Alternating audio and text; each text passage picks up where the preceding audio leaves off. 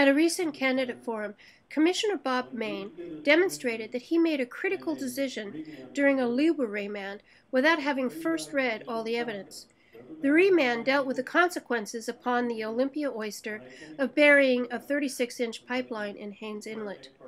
Maine doesn't even get the name right, repeatedly referring to the oyster as the Olympic oyster.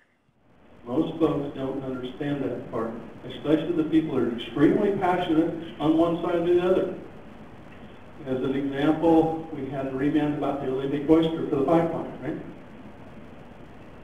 The people promoting pipelines, Georgia Code, proved without a doubt there aren't Olympic oysters there, and what very few there were because of Pacific oyster shells being dumped in a certain location.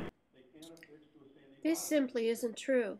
In fact, the hearings officer added additional conditions to the permit to protect the Olympia oyster, and the evidence presented by the opponents show otherwise.